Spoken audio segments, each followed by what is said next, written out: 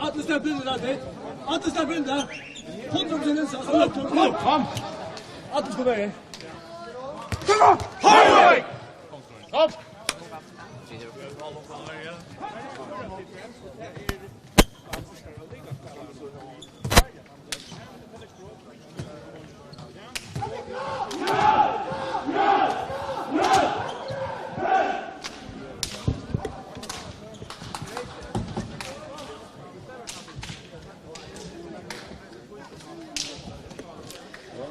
Velkommen til denne FTZ-dysten i høttene av Skála i midten STÍF og H71. Det altså 8 lige i FTZ-døltene. H71 som viser STÍF som i løtene ligger av satta plåse, altså neste aftasta plåse ved 20 stion.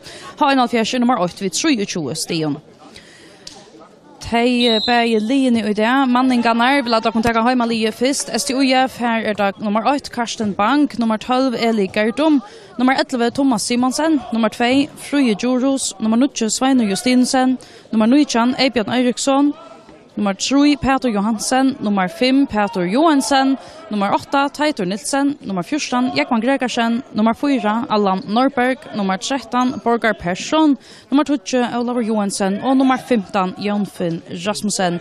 Venjare tja STÍF Thomas Silberberg. Så jag vet långt att första bjärgingen kom in, det var Karsten Bank som fick en fina början i STÍF Malnon. Låt oss så färgjöknen utelige. Nummer 5 som just fick gola korset, han heter Boje Gard Davidsen. Annars H71 manna vi har som mannen. Nummer 8 Ari Edam, nummer 16 Jens Skipagöto, nummer 4 Rune West Højgaard, nummer 5 Boje Gard Davidsen, nummer 6 Leivor Morsensen, nummer 8 Peter Thomsen, nummer 20 Wilhelm Poulsen, nummer 11 Hans Kari Hansen, nummer 14 Sigmund H. Dahl, nummer 15 Sigmund Nolse, nummer 18 Anders Siversen, nummer 22 Helge Høydal, nummer 23 Hilmar Leo Jakobsen, nummer 24 Niklas H. Hanusson, nummer 73 Daniel Torkar og nummer 95 Trøndur Erke. Venjare her er stenter Sonne Larsen, Anders Mark Makter og Peter Siversen av banken fra H71. Og her første mål i Ødesnån står han altså 8-0 til H71. Det var målet som vi just nu så har spalt i små 2 minutter av 4 holdet her av Skála.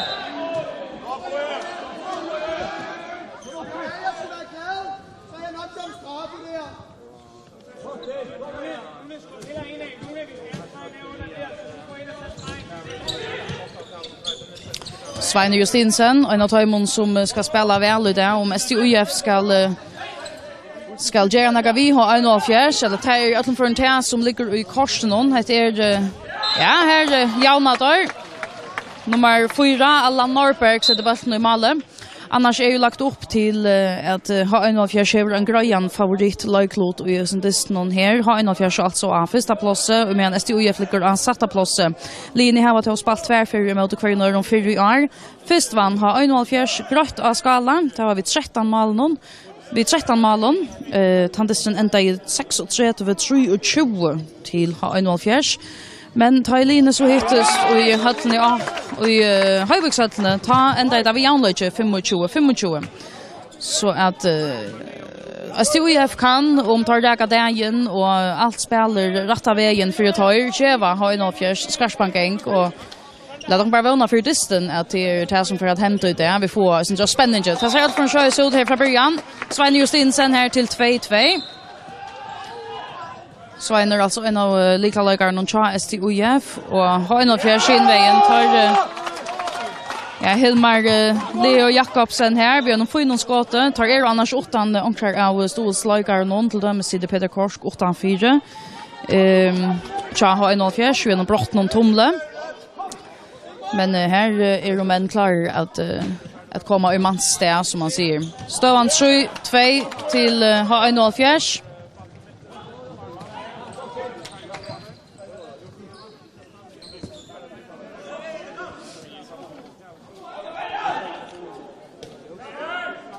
Spelar vi Rune Højgaard, Hans Kari Hansen och Hilmar Leo Jakobsen i backkjetene. H71. Så där båda ut av vänstra vånche.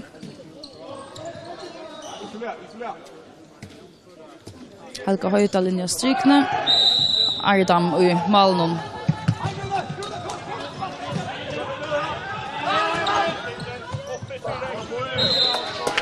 Ja, Svein Justinsen skjuter nästan i jöknen Ardam i H71 Malnon. Står han 3-3. Över intensiteter och neckmal här från början i dysnon har vi inte sett stora bjärkingarna än, alltså 6 mål här innanför 4,5 minut och i början i dysnon står han 3-3.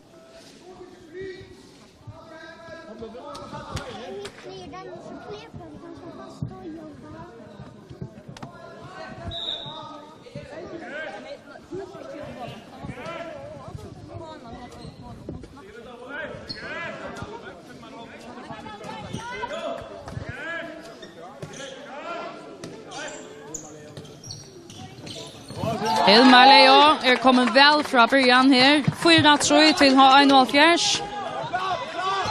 Fralukskott utifrån som kommer av backen här till honom. Så då Sveinur Justinsen.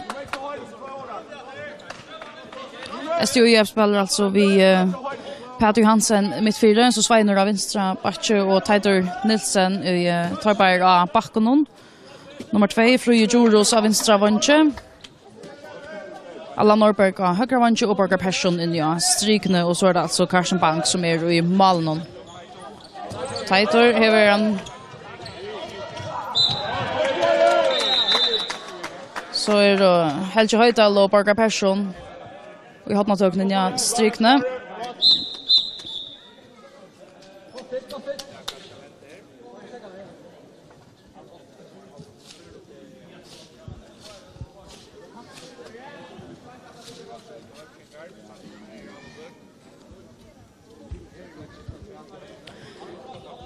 Stående løtene 4-3 til H71 har spalt i 5,5 minutter til i høtlen av Skála. Peter venter jeg synes jeg sær jøknen, men tar vi at Sucha med til kastet træt. Sveinur til Teit. Sucha at H71 ligger rettelig eller høyt oppi og verger. Skåtet framvi, Frøy Joros skjuter framvi, og så kan ta ikke kjøkt inn veien. Hilmar skal han gjøre dette. Jag tar väl STÜF. Så har det var väl fänkat tror Jonna.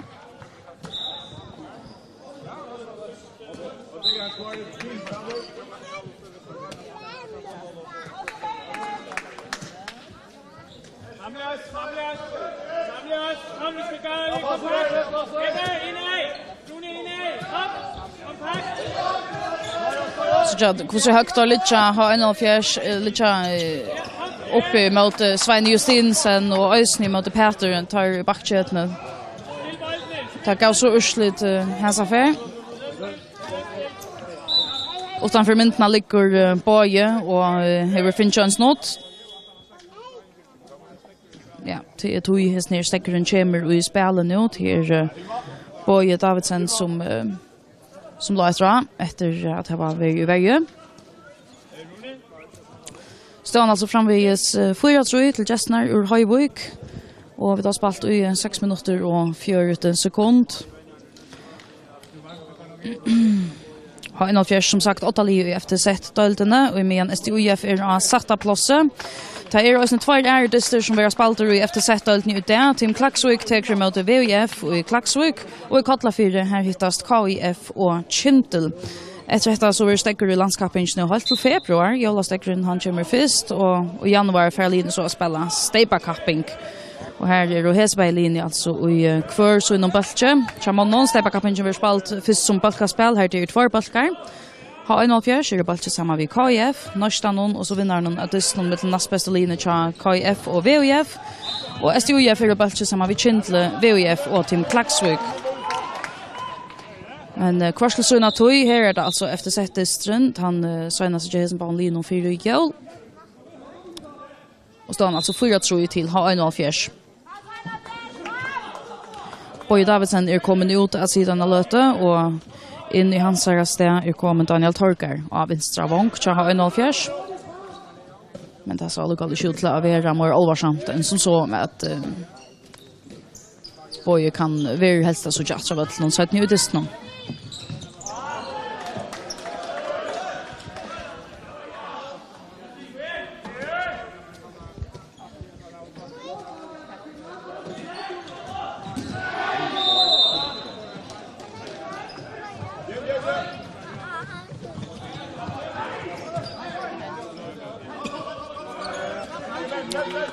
Så jag framvis in jag strykna kvosse Borgar Persson och Helge Høydal när de börjas där inne.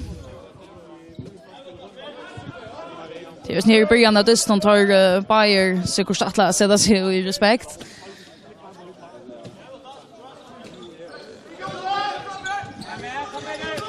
Så Skipa spelcha STÜF. Peter till tight.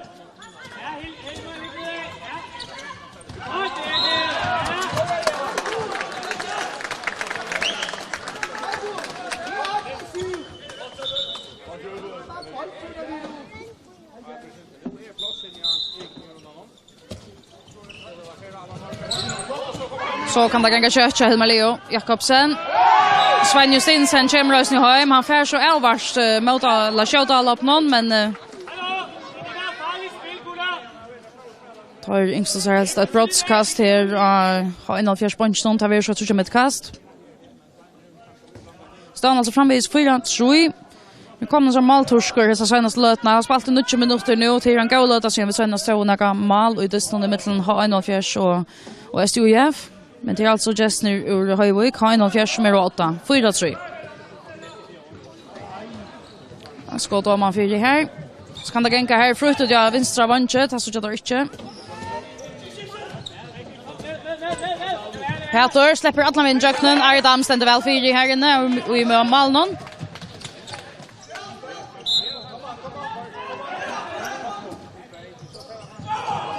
Rune.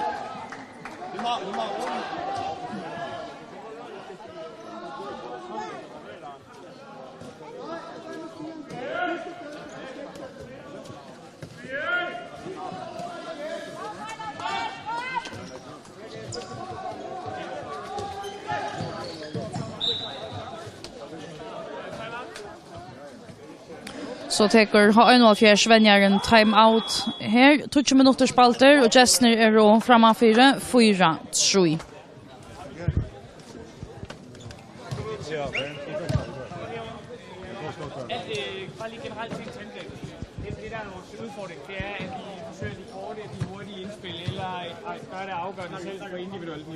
Vi skal have mere gang i boldene, vi skal have mere afleveringer på, flere afleveringer på, så vi får noget flow i. Det er først der, vi kan flytte dem og udfordre dem, ja. Så det er egentlig det, jeg vil sige til angrebsmæssige ting. Forsvaret kompakt nede bagved. Det er fint, som vi har gjort her på de sidste gange, hvor at når der har været en fløjovergang, og så er stregen kommet ud, så er fløjspilleren trukket indad. Og det har vi gjort i begge sider, det er rigtig fint. Og så handler det ellers om, at vi lige bytter nede bagved, og de to andre er foran. Og det er fint. Ja, kompakt. Ja, Niklas kommer ind i Ja, har alltså att H71 Svenjaren vill ha vägarna standa mer kompakta. Han vill ha där packa bättre samman ta ett standa i varje parsen. Timeouten är utrunden. 20 minuter spalter här ute i mitten STÜF och H71. Stan är alltså framvis han att Jessner är 8 4-3. Rättliga fittlöta sedan vi såg några mål i dystnon. Därför att ta för helst att och när 5 minuter sedan vi såg några mål. Det var helt så affär skottet för att upp på.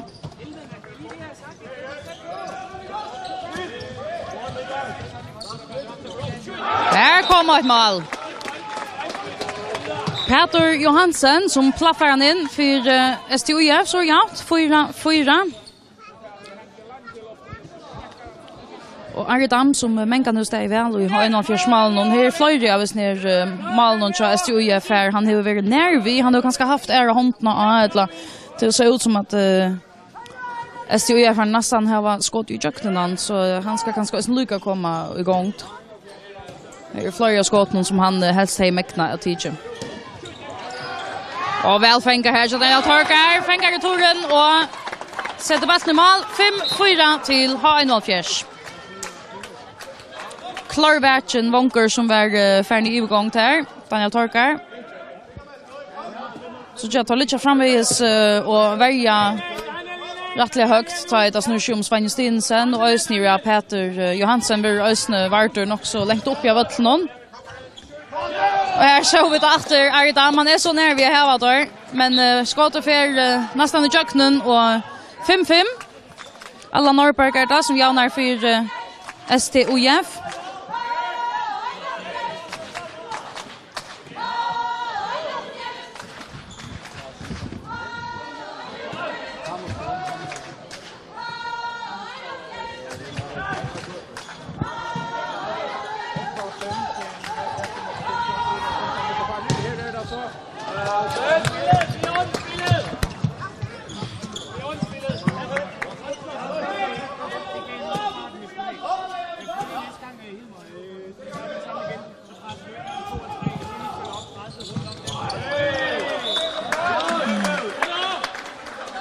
Monte där just plus där Peter Johansson som kom in mitt Amina cha STIF och nu vi skulle han sätter vi skär blanda allt samman till Peter Johansson som nummer 3 och Peter Johansson som nummer 5 cha Strandingon eller STIF spelar alltså Amini och Abachnon. Så här ska nog bli stort att fylla vi om vi klarar blanda tar på skärmen. Stan 5-5. Har spalt i små 30 minuter. Jag vill ner till snön. Nu så där Sigmund Nolts in i strykna i löten för Helga Höjdal. H71.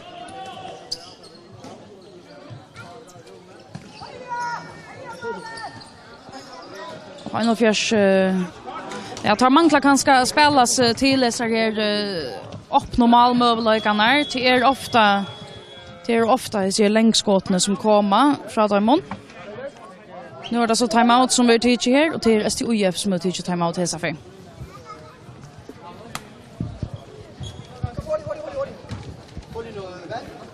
Kom lige lidt tættere på, så vi ikke behøver så åbne. Og hør her, forsvaret, det er helt suverænt. Bordiger, du skal stadig læse det noget mere. Du er stadig ham, der flagrer for meget frem og tilbage. Bare ryk ind, og lad være gå så meget fremad.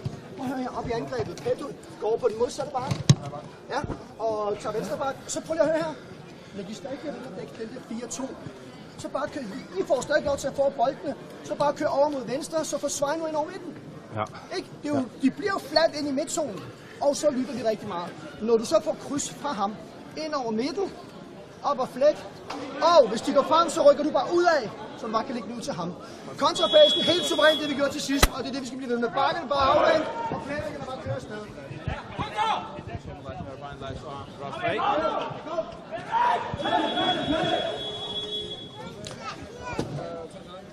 Ja.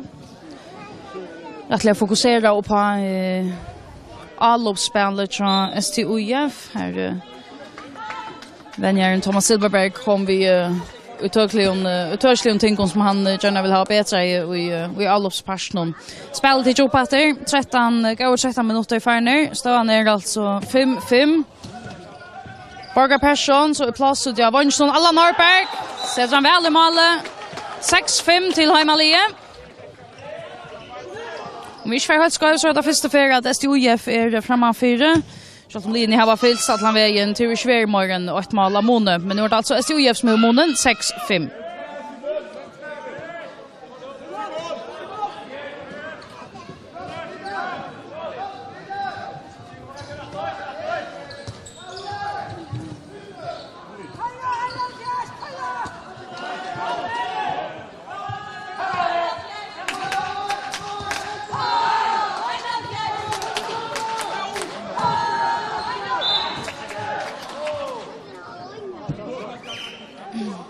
Så tjej en tar i H71 är i anloppet att ta där komma till skotten så är det som ofta skott utifrån som vi så tjej på inte här Hilmar Leo Jakobsen och jag var när vi att bollen tog i loften där gör han inte två släpper spel att hålla fram alla Norrberg Monte slappa laser här Borgar Persson Hurra fröjer till att det kommer två H71 spelare ut.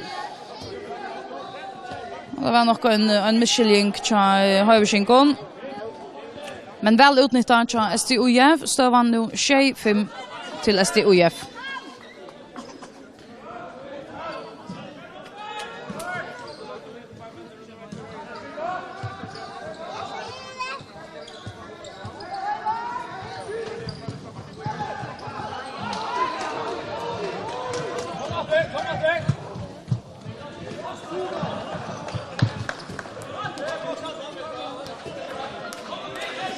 Man måste säga att det röjnes väl till STÜF i varje person. Nu kommer Aridam och Östne Vienar Bjärking. Väl Bjärka från hans här Söje.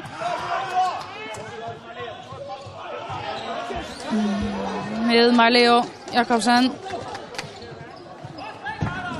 Inte en outcher, han var helt nökter vid shoulder helter. Skulle man kanske anten skåt i ett av spaltbälten vi gör, men det är så färre nu.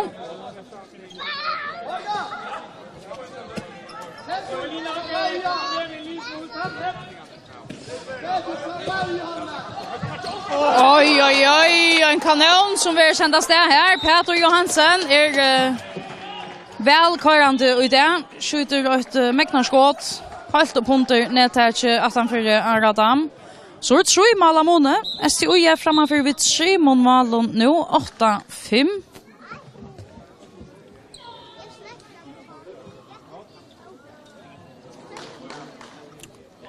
Och Janne var också om att det var maltorsker. Det kom inte mal ut i någonasta jinko och nekva minuter här. Kvargan Alinon skåra. Men nu har STÜF alltså finns hål av. Eller här kommer gli av att ta imon. Men har vi inte stanta fullkomliga just det till en...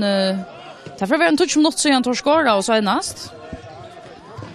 Och vi såg att efter dessa färger skottene till färre och pom. De kommer längt utifrån. Det är inte upplagda malmölagar som tar klara att spela sig till.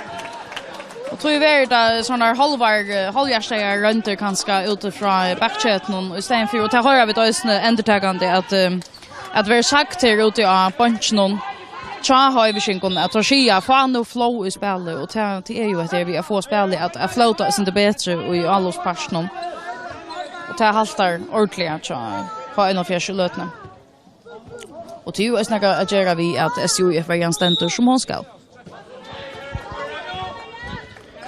För hålla fram vi offensiva Verjo, H71, Peter och Sveiner är i backchatnet till STÜF för lötna.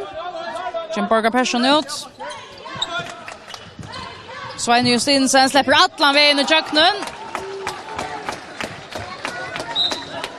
4 mål av månen nu. 0-5 till STÜF. Ja, så blir efter timeout här till Höjversinkon och tar er allt annat än nökter här ute i bunchen till H71. Jag vet om vi tar höra kvart och skia. Hvad har I regnet med? Tror I ikke, de kan spille håndbold, eller hvad? Hvad? Hvad? Så kom så i gang for helvede! Det er jo indsatsen, der er kummerlig. Nu må I fandme tage jer sammen, mand! Det er kummerlig attitude. Kom nu! Kom nu! Det er dårligt. Nu må I fandme stramme jer an. Ja. Här lite Eva så kvällt har halta ut ja bunchen här. Det var några brockmanslester som kom från H71 vänjarna men det var beinrätchen och det var ingenivi om kan helt. Det skulle är bollar öppna. Och då skulle simpelt ta sig samman. Det är väl sammandrottren av vi har sån timeout någon tja Höjversinkon. Och det som först och främst gånger helt galet tjata om det är i allos person här får det rörslat upp för STÜF-vägarna tar mankla kanske inte hofla och i allos spel någon och i varje person så tar lite offensiv tar lite högt upp i backchatna ja men så blir det tar förmåga att packa samman det som vänjarna i Östeuropa att tyna rönne och stamte patcha samman och ta bär kört här till tar renna på inte jöknen STÜF. Men låt oss nu se om vi får en annan strush vilja att söka här till Höjversinkon nu.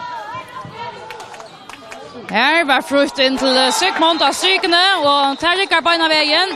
Minkar og månen står nå 26. Og at det kom rettelig vel vid til H71. Det en rettelig lengt løt, det var en 12 minutter her, det var skår av. Så at det her malet kom som en øyelig forløsning her. Så Jensen Skipagøte som kommet nå i H71-malet, kommer røysning inn og bryr vel. Til annars så vi det etter hesa for at har denne rettelig bant og jøkken veiene. Hesa for Peter Johansen, men Jens stod vel i malen og hesa for. Han kalter, han akkurat kommet inn der han. Så at det var en øyelig byrjan til honom. 3 mål av måned til altså STÜF som 8-26 har spalt i små 9 minutter av sneddysten av Skála.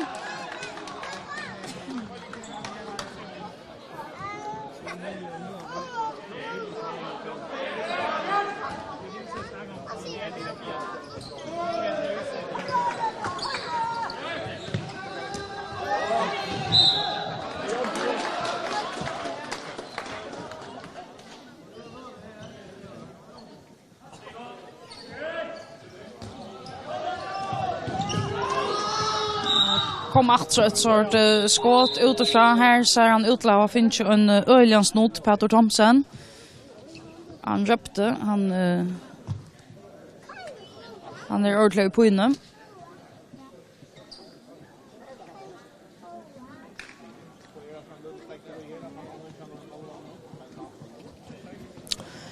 Vi har alltså spalt i 9,5 minutter av sneddysten av Skála. Stod han 26 til STÜF. STÜF som annars ligger sakta plass i FTZ-døltene er 0-3 mål frammanfyr H71 som jo 8-lig.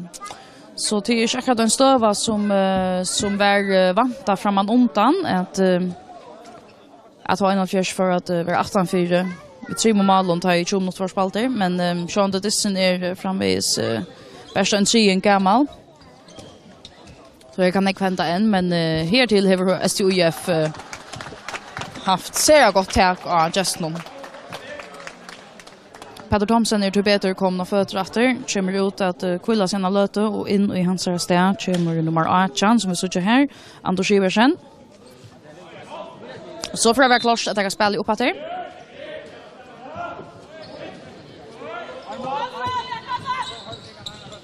Då var har armen uppe till sig nu ska och sända och ta blå som sköna för ett skott utifrån som inte rakte målet. Då har haft öliga spittliga skott någon i det har vi skinkar nu släpper det sjö all och batter på den vägen. Hilmar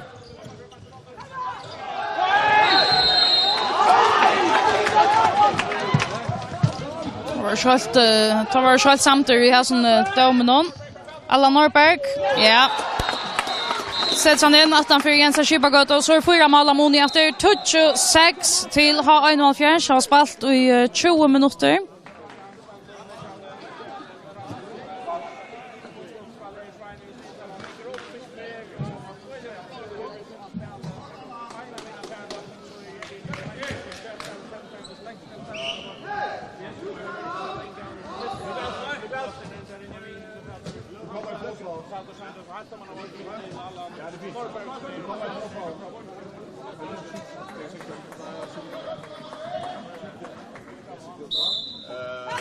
Nej, det bliver.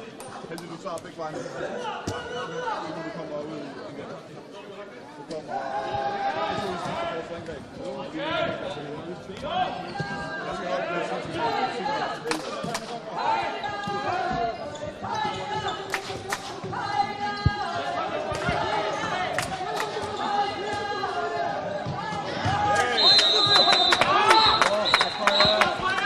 Här kom utvisningen till Peter Johansen.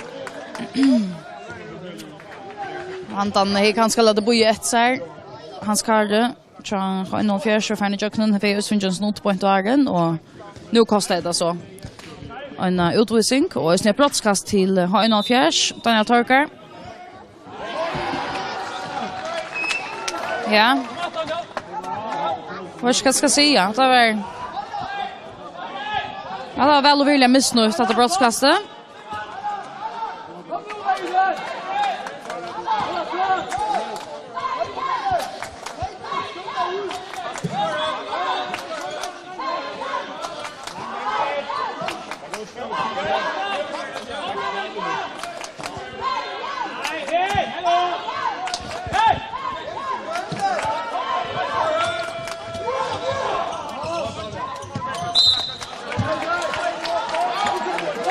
Så här var domaren armarna av loftet och till jag tar allt nu ska också känta kött. STIF är ju i minnelåta och i lötne 4 mål måne och tar då en mer färdig av någon och ja en goda minut att säga att 1 minut och 16 sekunder att säga att Arn Peter eller utvisningen av Peter är utronden.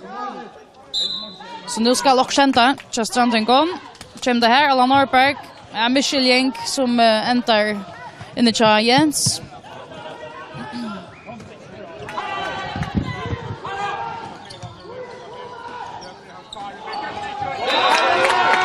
Ja.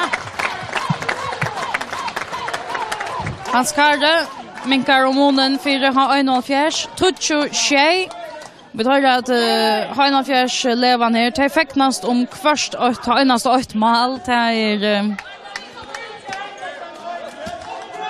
först mål över fira väl och vilja och tar på en av en onökter tar hållt att gång för sånt tja STIF och jag alla upp någon.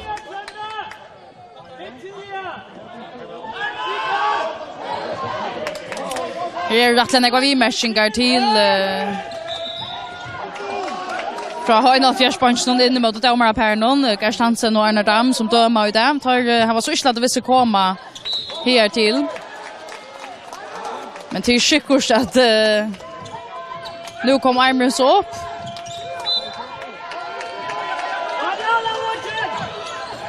Ja, och ett skott som för himmel högt upp om. Här haltar det att skottet har rakt och i blocken. Ta med sig att alla uppe helt fram till STIF som är i bollen, men bollen är inte över.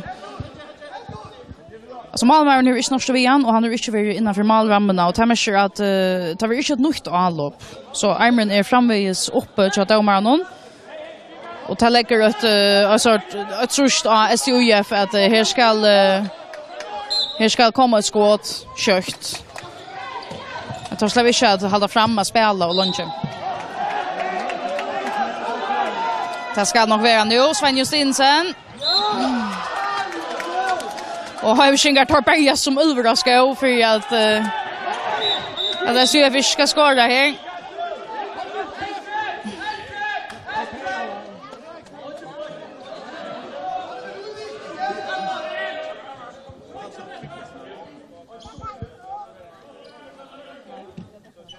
Som är grön i höllen i lötna. Här kom skottet så och Jens Skiva gått och stod rast.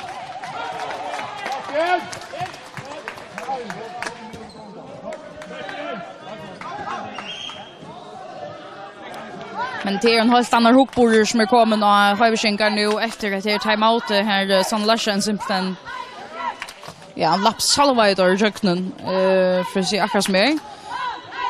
Men här är det nu en brötter Hondbóltur att Homa nu tar bärgast bättre i vägen och nu börjar det att rycka bättre i allop någon. Tanja torkar här.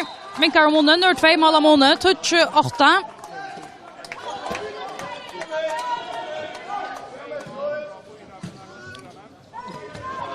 Men nu skulle Strandingar eller STIF nu skulle ta så hålla hötte kallt och hålla fast det tog som är ut av dessa lösningarna. Tar här var spalt rättliga fokusera och väl. Här så kör vi ett efter. Då finner kan han väl, då flyttar sig väl. Och som hälsar för Sven Justinsen finner Peter in i strykne och så att mål. 11-8.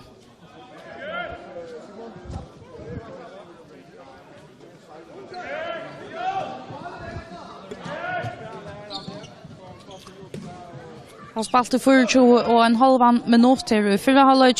Stavan 11-8 till STIF.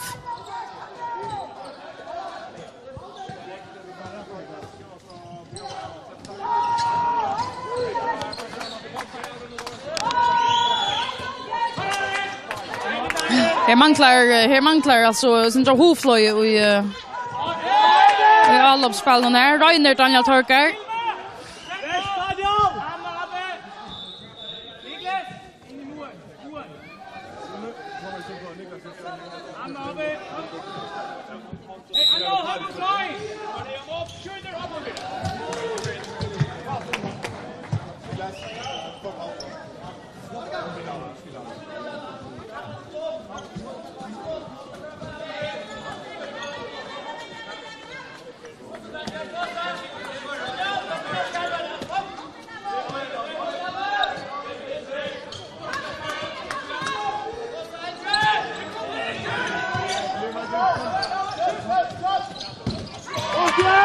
Får inte underhåndskott, men Jens Schibagöte som kommer nu i H71-målet. Och det är väl spalt, Anja Torker!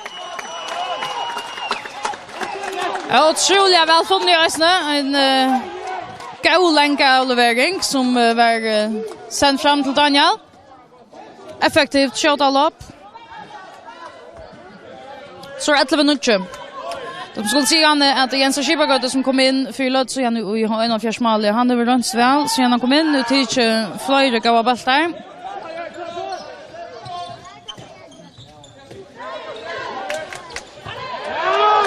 Det var en vanlig avlevering som ändrar utanför.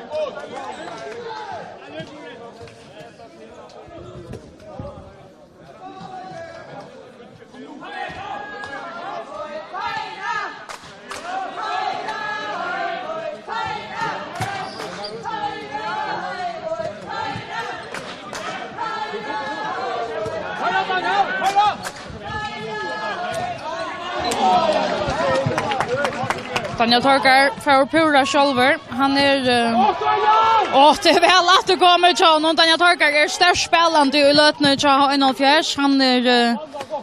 Han gånger 8 för höjsingar i lötne.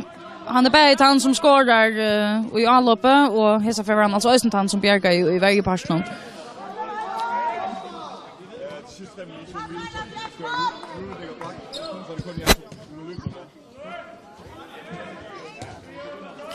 Så det är rättliga frialigt ta i H71 i anloppet. STÜF han tar stamta och boja. Ja, här var det så urlatt ner. Väl spalt till H71. Så bara 8 mål av månne. 4 mål Lorsland som var och Janne och hon är tattna ner och i 8 mål. Står ner 11-touch till STÜF. Så Teitur Nilsen kom in efter batchen till STÜF. Tar det åter vi börjar uppställningen nu. Peter Amine och så där Svein och Teit av kvarsun batche. Fröja vänstra vänche, Allan av högra vänche och så Borgar Persson som just in ja strikne.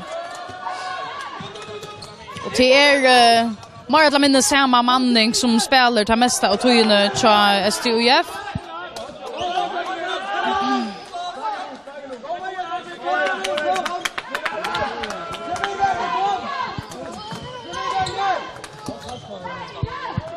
Så här var domaren nu händerna av loftet och till ju för passiva spelet. Ja, sort förkolla skott från Sven Justinsen. Det sa inte helt så motiverad ut som det kan vara från hans hand. För oss nu och på målet. Hilmar. Ja, nu sitter där Charlon.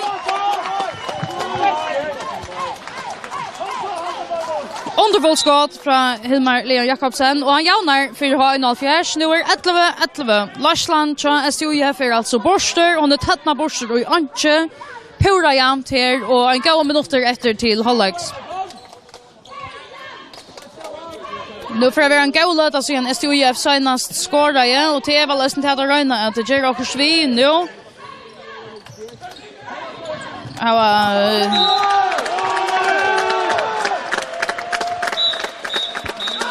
Ja, så det tar mig fettler en utvisning nu. Nej, det gör det kanske inte lukka väl. Det var bara att kalve skulle torskast. 30 sekund efter att spela och 4 halvlek. Støvan alltså pura jämn mellan STÜF och H71. 11-11.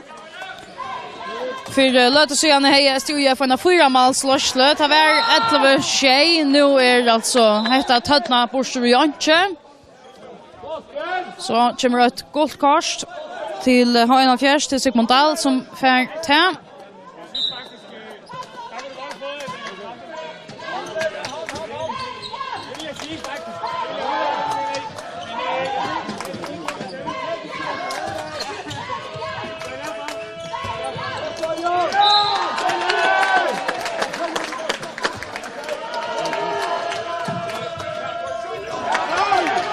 Peter, vi är nog skottet som fer väl upp om. 5 sekunder, 4, 3, 2, 8. Det ska hända nu. Vi får alltså ett brottskast. få ett brottskast här i efter löt av fyra halvlek har 1,5. Och tar jag alltså till har 1,5 att sköta Live Morstensen in attacka det här brottskastet. Han kommer kalter point av bunch någon han sätter point under det som är stand point i Janne. Nu kommer han alltså in och ska skjuta det här brottskastet. Och detta blir det sista som händer i fyra halvlek. Kan han lägga höjvingar av 8 här på 4 halvlek? Live Morstensen, nej, det gör han inte till Karsten Bank vid en fraligar bjärgingen i Malmö. Tritchar STIF alltså en jaunløyk affär till halvlek och på. Så han alltså 11 Nolina färra till halvlek och det är ganska rättligen mycket mer spännande än kvärt mångmundo har vanta Arjen Disten.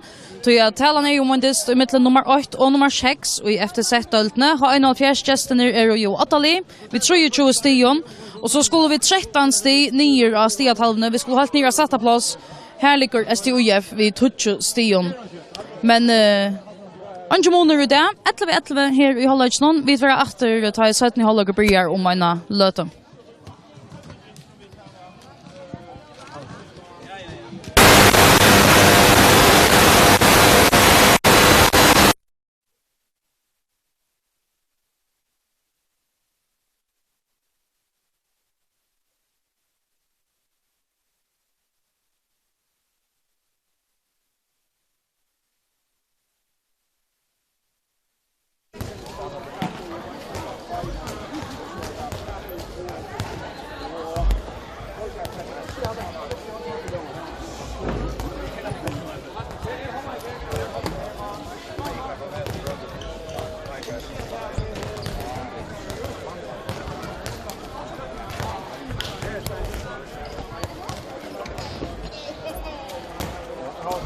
Nu.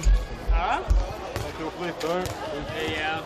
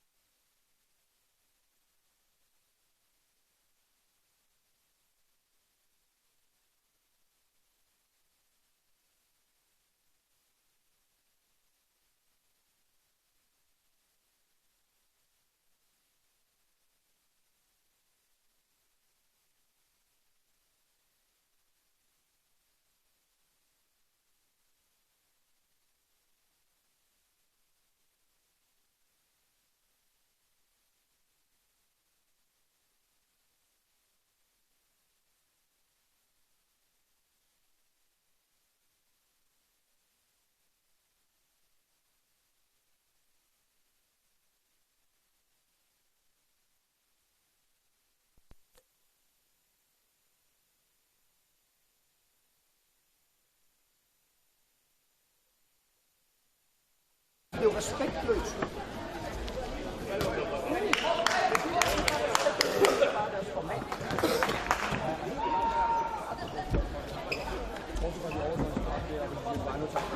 Han får også tackling. Så dømmer de straffe der, hvor han ikke er indover. Kom med, kom!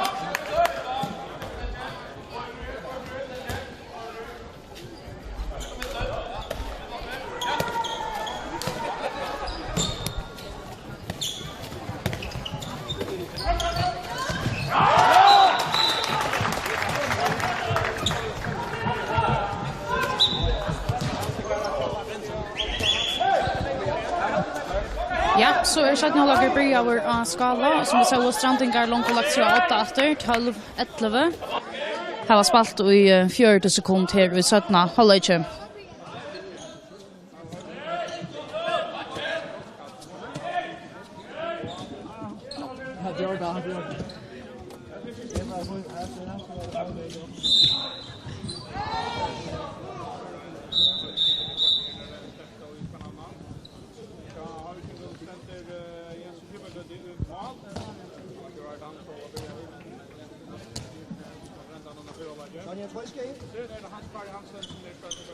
Og H71 det Peter Thomsen som kom inn etter høyre vong, og så det Willem Poulsen som høyre bakke nå.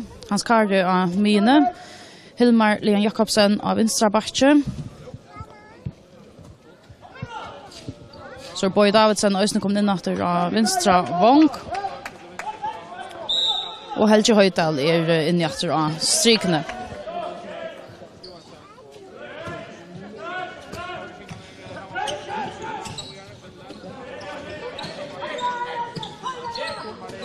STIF tar halda fram vid somomanning. Borgar Persson sätter fria sted, Peter Johansen. Så ska man kanske slå bulten och göra ja, lucka. Få överblick över stövna. Ja, gott plats till Allan Norberg. Han sätter han in och så efter 2 mål Amone. STIF Allan Norberg har spalt väl ut ja vanns någon nu skott flera mål ut det och här skjuter han alltså 1-8 nu är 13-11 till STIF.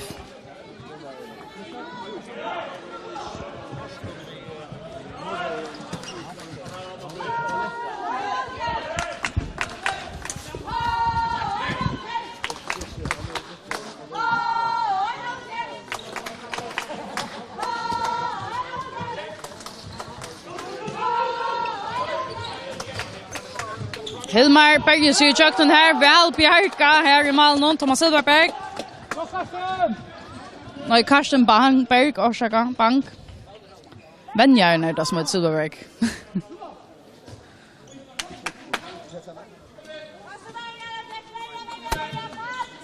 Ja, så jag till samma manning som hade fram här, Svein Justinsen, Peter av Batchnon, och en annan Peter av vinstra Batche.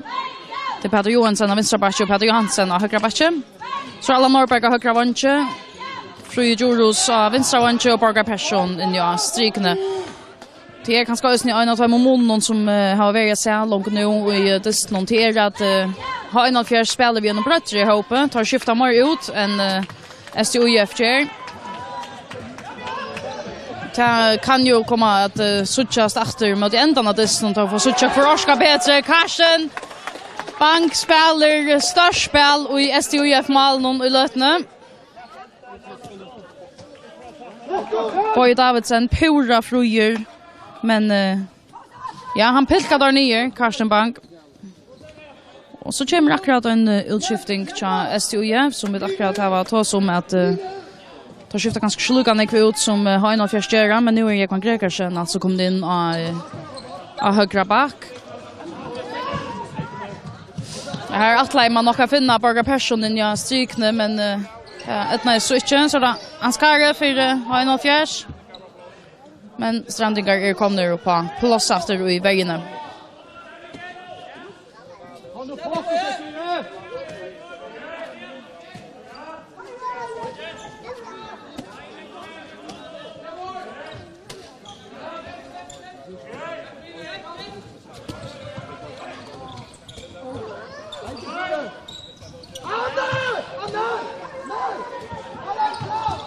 Hilmar släpper jöknen och hälsar för skitran.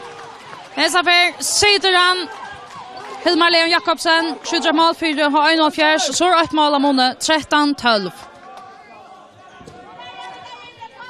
Och tar hålla fram att skifta ut STÜF.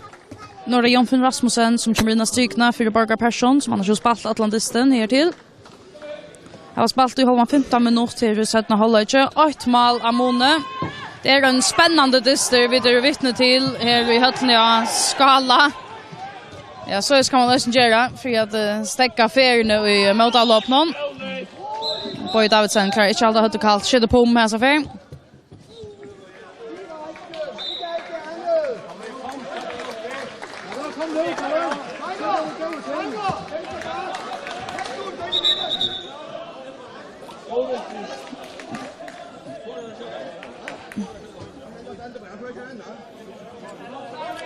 Nu har Fettler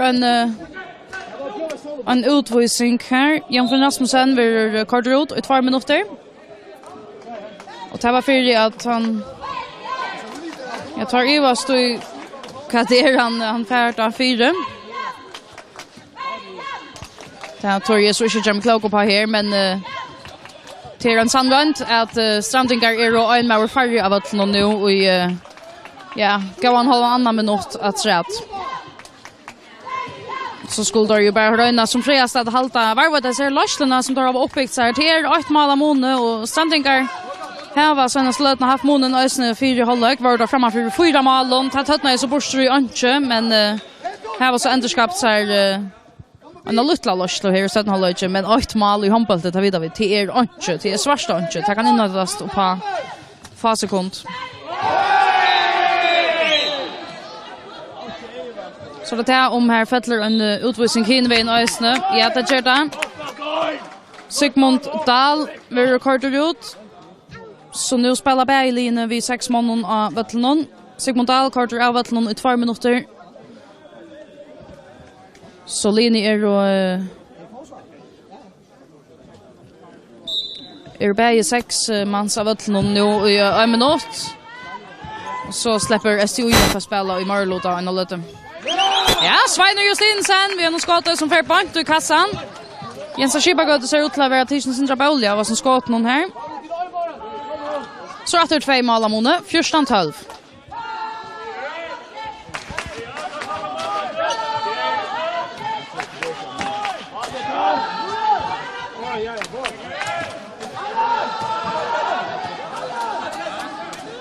Går halva minuter att säga in till Strandingar vara fullmanna i rätter.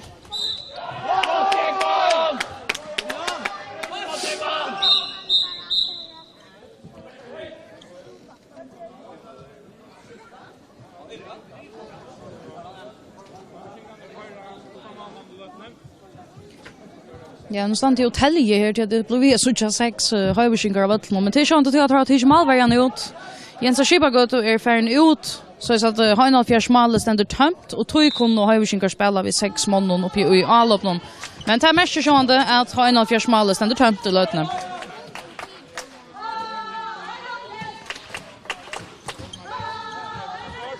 Hilmar skjuter ett klassaskott som fer bant i kassan. Klarar att ta Bjarkasen här, ja, det gör det. Otroligt välkommen efter Ösne. Hilmar som själv skjuter upp i allöpnen och klarar att välja 4 till att Jensa Skibagöte var så inte kom på plats efter ta det var skott i Amine. Så är STÜF fullmanna efter. Tar välja väl höjvisingar i lötene. Tar tvajta sig för att Bjarka Böltonon som kommer vara spalter inom här och det gör urslit. 8 mål av Mone och tar göra samma nummer en affär. Tar tagga malvärjan ut. Jensa Skibagöte och fruta bunchen och så släpper de att spela vid 6 månader i allöpnen. Det är bara i 15 sekunder att så är det höjvisingar fullmanna efter. Det är 8 losa mål av Mone. Det är inte Mone. Det är en pura jaune dyster vid Sucha här och Skála. 14-13 i lötene. Här är det Baltra Borster och så vinner där lika väl Balten på Davidsen som jaunar för H71.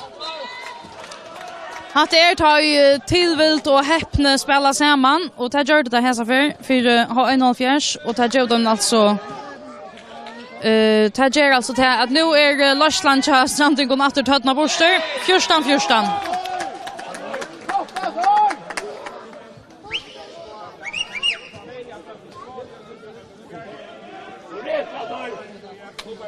Broadcast till STIF, Sveinur Justinsen och det är Jens Skipagott som ständer i 41-målen. Hur står väl här till?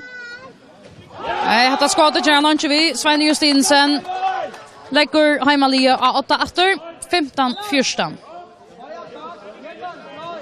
Så är Berline fullmanna i 8.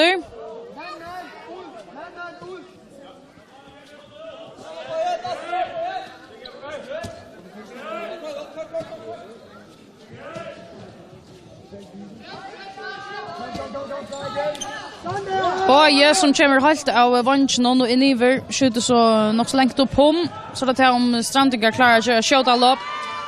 Jens Skipagott det ständer väl.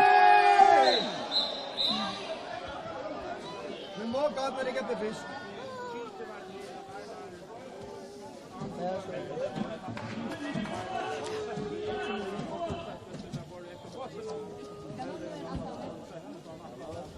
Det var ganska skönt att vilja ta i Boy Davidsen gav jag tror alla Norberg som fick en hand upp i anlite men det var nog mer av tillvilt än några nörron att det var i utan för dem.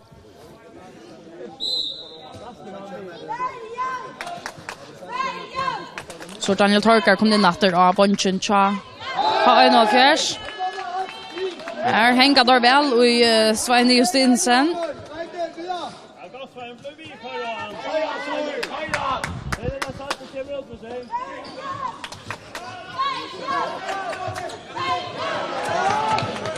Ja, det är tekniska vittler som Arka Center i lötna.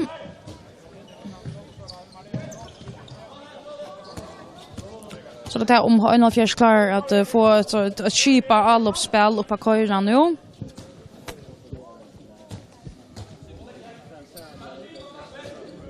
Det ser utleverat här som hans kar i Atlar. Amine, han dirigerar. Center Sigmund Astrykne, kvar han ut av batchen av skrina.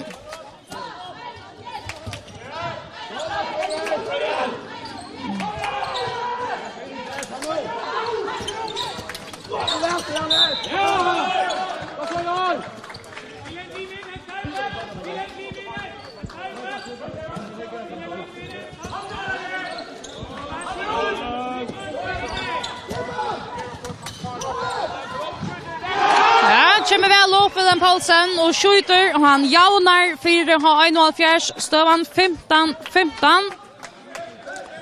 Och spaltet touch och en halv minut till sättna hålla i stövan alltså 15-15. Det är ju inte jaunare än detta.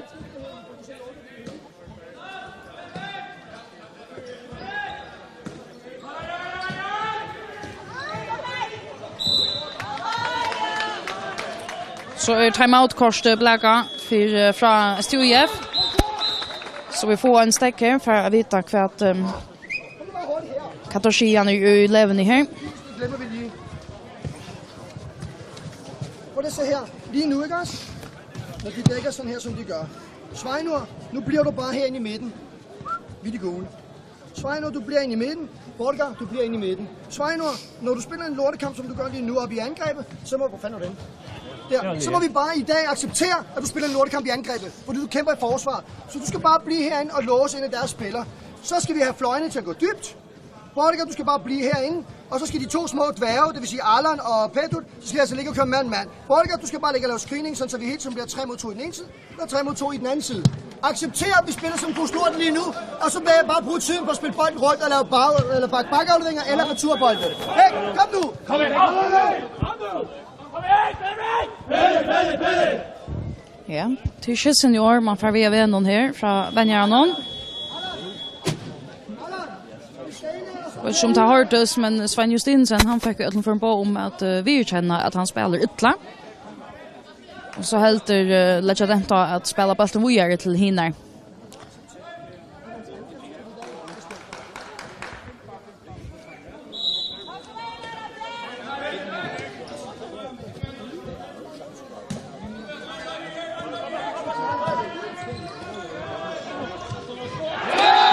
en fin støva her. Peter Johansen lägger strandingar av 8 efter 16-15. Så det som det som hørte Venjaren säga att han ville ha backan här till STIF för köra med mot mannen.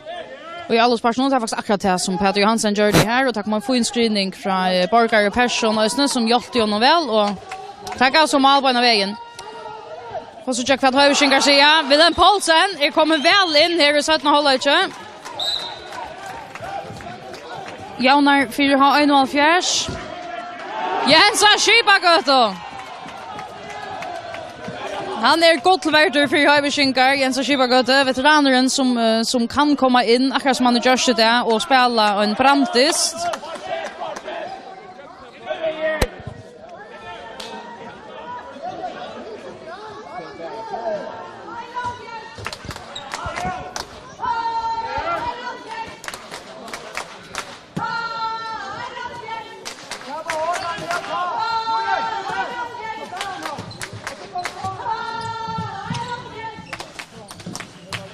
Hilmar släpper han till skott. Shortly.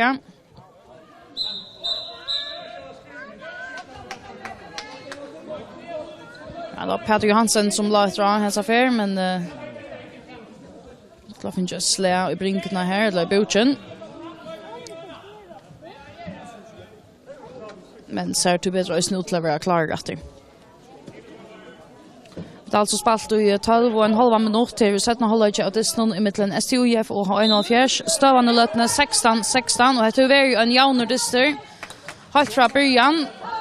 Det var en liten löta i 17 halvlek här STIF Jordan Ward har varit framför vid 4 mål men tätt hötna i Borsjönche och så igen tar huvud pura jant. Nu är armen av loftet. Ta med sig att H71 ska göra och sluta göra det här. Han ska ha det. Lägger gesten här 8 för det första för i Romatoj är H71 framför. Nu är Seijan 16 till H71. Allan Norberg första här som balt någon jaunar på ena vägen. Och till färre till färre vi så att Anna-Li lägger sig framom så kommer hit upp och jaunar på ena vägen.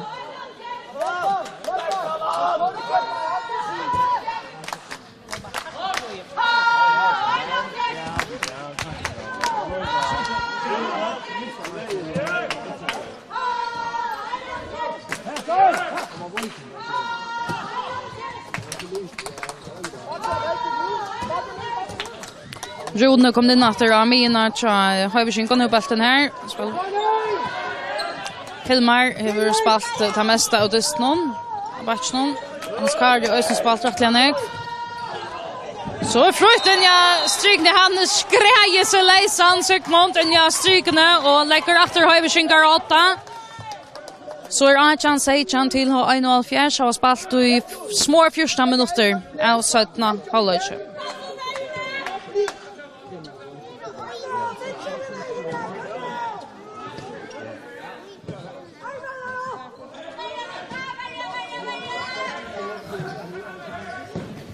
Ja, det var annars väl skott. Det var Peter Johansen som sände skottas där, men Jens Skibagöto, han är inte så att lumpa in i Malmö och här hjälpte stånchen någon så ösne.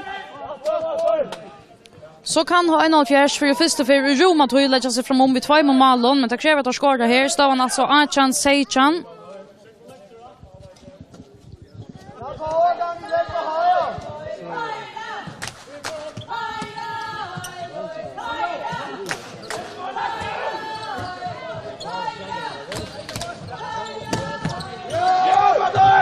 Han tvöjte sig väl och för till Toskasrandan bulten här. Karsten och i STIF Malmö. Väl spalt.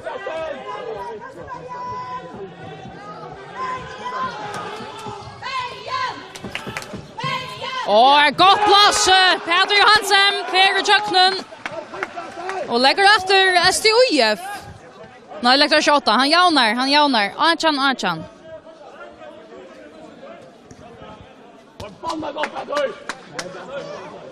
Peter Johansen och vinstra backen till Strandingon. Han spelar alltså rättliga väl i lötene. Han skorar flera mål och har röstat en 3:e löklot i varje person.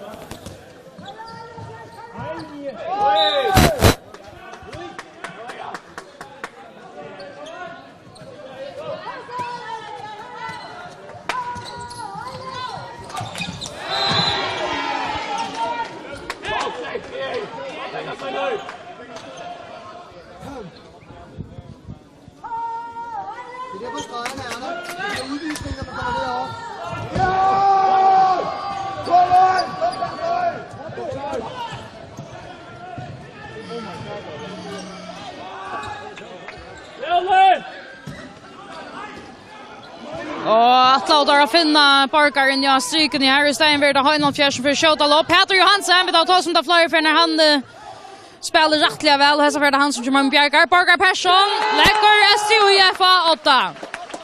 Nychan Achan till Heimalie.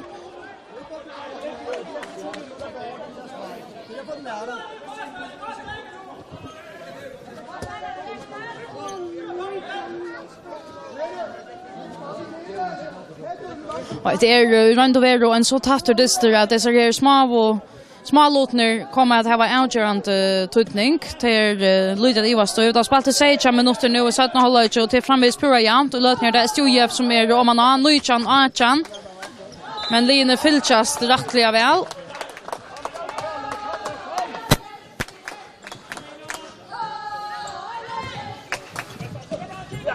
Karsten Bank har rösten från det största spel fram och i STIF-malen.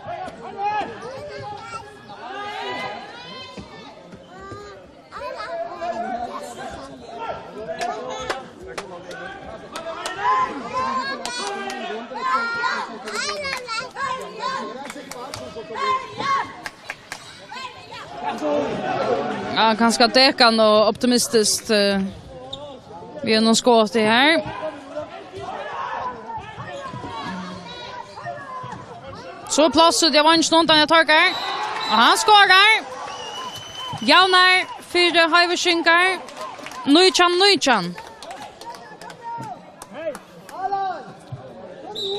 Så vi rätt skifta ut och strykna till STIF. Parker Persson som är ute och Björn Rasmussen kommer in och strykna i hans rösta. Och han släpper börjas vid Helga Höjdal in i strykna på ena vägen.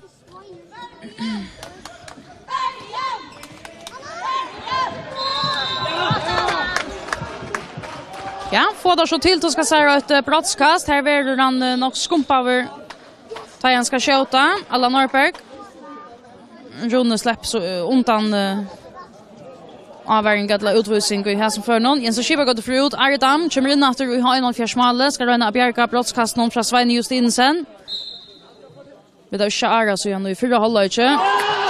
Här kommer Svein Justinsen vi har någon mål 29 till STIF.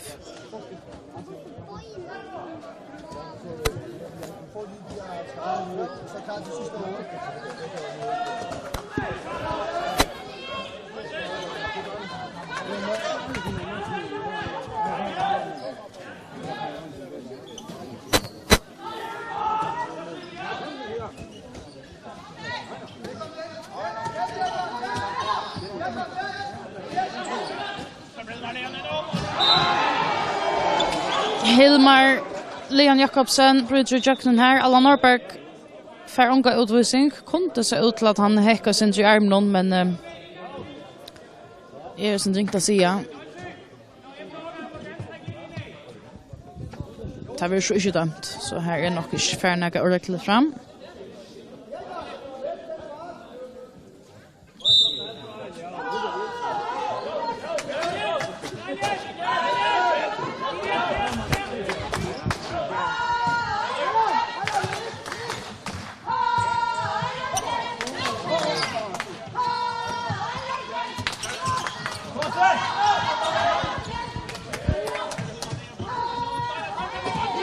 Daniel Targar.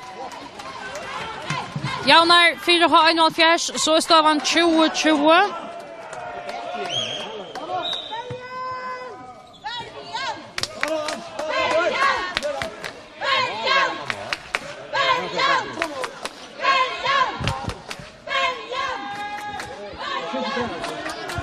Har spalt 20 minuter här i 17 halvlek, alltså 20 minuter efter att spela. Här är pura jämnt, 20-20 i mitten STIF och H71. Så plats ut till Vansjnon. Fröje skjuter vid Sujen nu.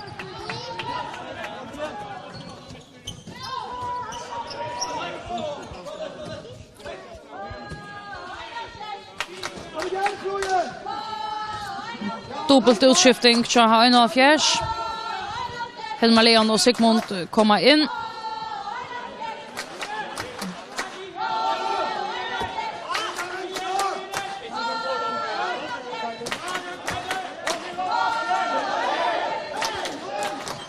Henry är själv när jag var inte hos lunch av mig nu tror jag att boja efter ferie all upp någon här kommer armen upp.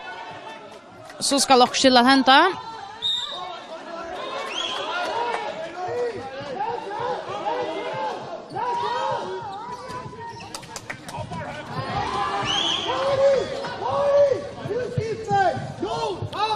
Rättliga nekvar som skåten som vi såg ut där som kommer långt utifrån. Det är alltså en rättliga långt upp på målet. Kan undra ganska helt installerar i det emot till är det.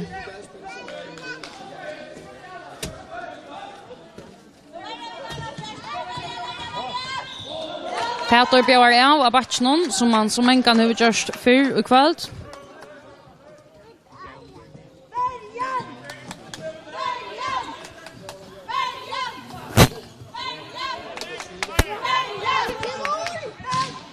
Jensa Schibbergård ständer väl. Här är snöt skål från Svein Justinsen. Som han bjergar i 8 störvis troblagar. Stan framvis 20-20. Och vi har 8 minuter efter att spela.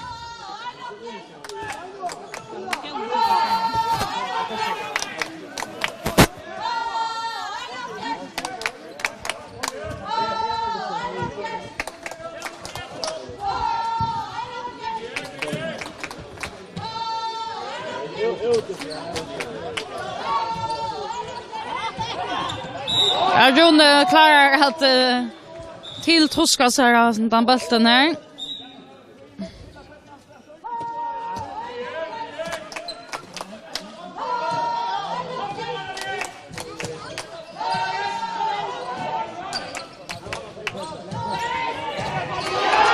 Ja, skjuter där nästan i jöknen Karsten och STIF mål och så är Höjvisingar att dra 8-21-20. 6 minuter efter att spela av dyston av Skála och till alltså gästerna som har månen i lötene. 8 mål av månen till svarsta åndsjö till kött att han inte innatter till Strandingon om tar spela rätt. Det kommer ofta Peter som kommer vittu. Björn av och bryter köknen och skjuter den tar ösni utifrån. Han har spelat väl i den Peter Johansen.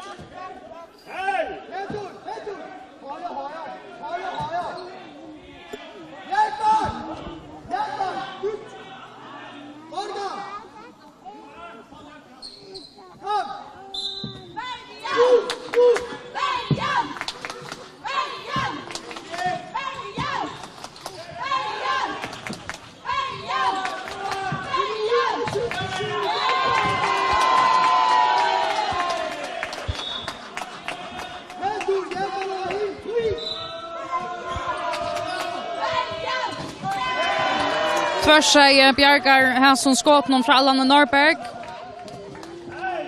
Så kan Höjvisingar ta ut tuttingar mycket fet om tar klara att skåra nu. Först var det ett timeout och till H71 med tid till här.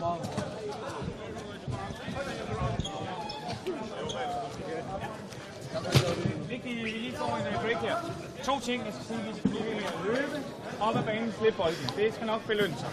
Så den næste ting, vi kører angrebsmæssigt nu. Der kører vi rundgang venstre. Rune, du får bolden fra Hilmer. Når du får den derinde over for højre bakke, så vinder du retur. Og nu skal du komme i fart. Hvordan vil du udfordre? Det kan være på det brede punkt, du kører på ydersiden og får Daniel med rundt i krydset, så gør vi det. Eller det kan være indover, men du skal altid spille mod mål nu. Ikke stille, mod mål. Og så ud af. At skøje, slip nu, hvis Peter er hurtigt, hvis det er retur. Ja. Hvis vi håndter kommer opp alt det, i stedet for å kunne presse skått inn i min eller innspill, kanskje helt ut til lunchen, og så stekk hver vi spurt, så kommer det efter. Og tullskiftet.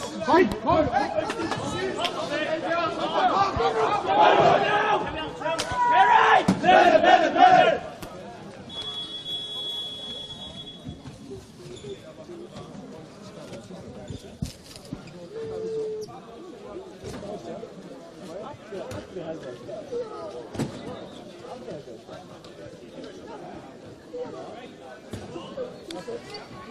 Ja, det är uttouchligt det som H71 vänner vill jag häva till här uppe i allopspel någon.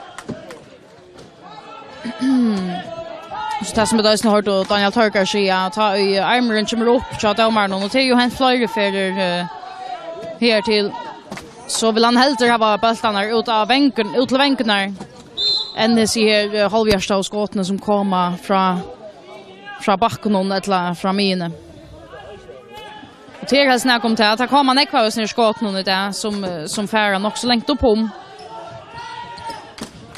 Så är plats och det var inte någon här. Tja Peter Thomsen. Och han ger till 4,5. Han lägger där 8 vid 2 mål. En rättliga trojande Larsland nu. Och jag har snär passion av Disney. Det är bara 5 minuter efter att spela. Och nu är det 2 mål. Knappt rättliga tuttingar Mitchell.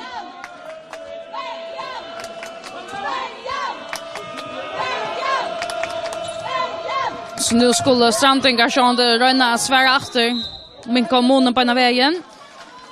Det kan vara därför jag hjälper nu. Helge Høydal vil rydna vattlig i 2 minuter. Så läs att STIF alltså är en med flera av vattlen nu kommande 2 minuter. Det kan så göra dem möjliga för att komma upp efter jant.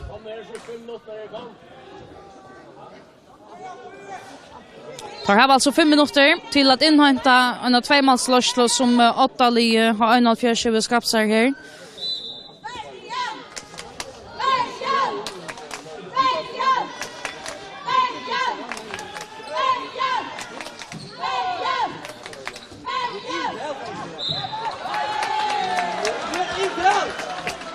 Det skulle till allt annat lycka givet Stranding gå en bättre plats att spalt nu. Det är en mer före.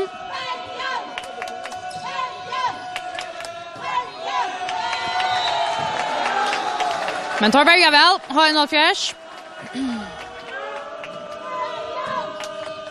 Här plats, Borgar Persson, här plats.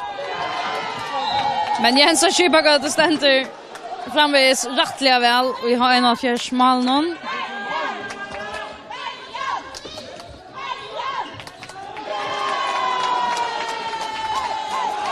Det är avgörande tutning för att ha en 1,4 att tar få hämta bulten här. 4 minuter efter att spela. Höverskinkar har nu en 2-målsslåsslo. Tar tagga Jensa Kibagöte ut och sätta en uteläggare in. Så läser att hon spelar 6 mot 6 här i allop någon. Och vi vill nästan färra så längt att som att säga att om tar skåran nu så är Lundar lagt runt en 1,4 seger.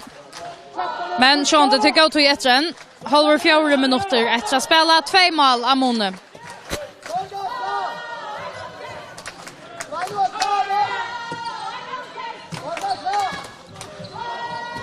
Här kom ett mål att säga 3 mål av Mone. 23-20.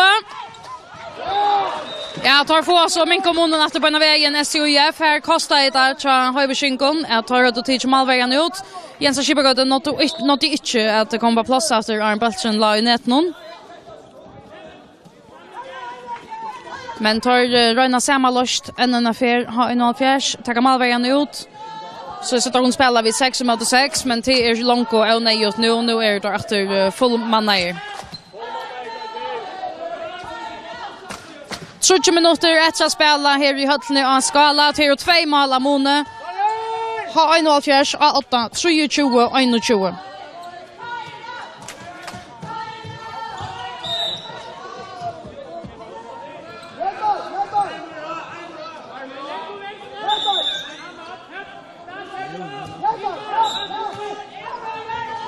Armeren är kommit upp till domaren. Ta med sig att Höjberskinkar skulle göra också nu. Ta kom här ett undranskott från Runa men väl vid syna av Malnon. Nu skulle Strandingar skåra. Det har vi inte vidkänt. Mal vi inte vidkänt.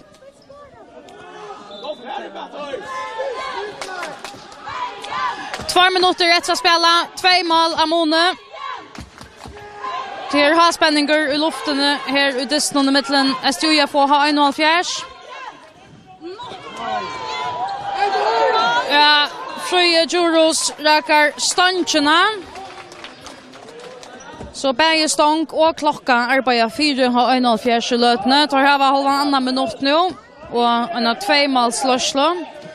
Och vi så chatta långt nu tar av ankan skont och alla uppspel någon tar skulle ha tøyna agänka nu. Skårar där nu, ja men så siren så bra som så gott som Trickover.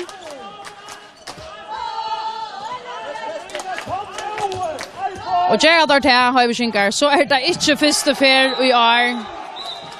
Att ta spela en jaunandist här måste väl annars är det 8 och jöknen hampeliga passar av distnon och allukar väl så rymadar vi sikkert någon tar i allt kommer till allt. Och det kan ju hända nu. Daniel Torkar vid brottskastet. Kan skapa sig här 3-målslösslorna som Trickover har 1-4. Ja, det gör han här. 24-21 och så har vi ett via Trickover hos Strandingar skulle komma efter och efter. 1 minut efter att spela och 3 mål av månen nu. Och STIF är en ta i minnelåta. Sveine Justinsen var kort ut i 2 minuter så han blir inte så tjattra av att någon i kväll.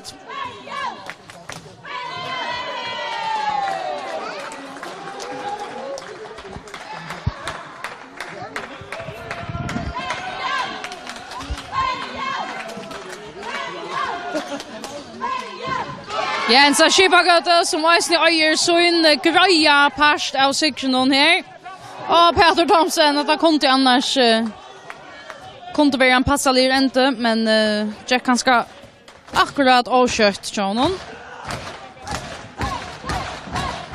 15 sekund efter att spela och till bara en spurningar om att få att 10 sekunder i agänka till att ha 1-4 vinner häntantisten här till pura gröt. Det är anskrajt och average try en så skipagöt och han nu steg och allmäntliga väl. Daniel Torkar Josar akkurat och gå att vi vant inte att måla vi känt men ha 1-4 rymmer av stäv i sektionen och tar en bounce det någon som fyller vi.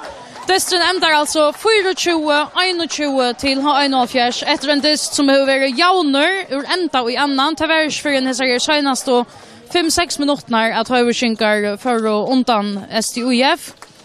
Och så gör det alltså ännu en affär till först för jag att Ottalie spelar en pura jaunandist emot en Manshondbóltsdystur är inte 18 för Roman Past av förra halvlek. Här är STIF månen en goda löt och var helt upp i en 4-målslössla men det hade i bors ju inte och ta i allt komplet så visste sig att ja men ha 1-4 kanske ta större brott att spela på. Det hade simpelthen flöjde stranger att spela på. Tar klara av att halta hötte kallt här mot ända någon och ta dem alltså en serie för att jola fri och på. Tror att nu färra linje och efter sättet alltså att halta jola ferie tar vi en stäcker och efter sättet nu halt till februari månad. Det är först orsaka av jola stäcke men så i januari tar färra linje alltså att spela steipa kapping. Tair Hesbeiline, STIF och H71 i kvarsun om Böltje. H71, Ottalie är i Böltje samma vid KIF, Norstanon och vinnaren av diståndet med till näst bästa linje till KIF och VOIF. Och STIF tar i Böltje samma vid Kintle, VOIF och Team Klaxvik. Således varvøyter 8 lie H71, alltså 8 sessen, tar komma vid sektionen upp på 25 sti för 15 dyster. Och STIF tar verande att sätta plåse, tar hava framvegis tutjusti. Hetta var det ur höllene av Skála. Dystren som alltså enda är vi att H71 vann 24-21 emot STIF. Fotografer i det är Oliver Walles och jag heter Maria Siskason Nesa och vi så just efter nästa för.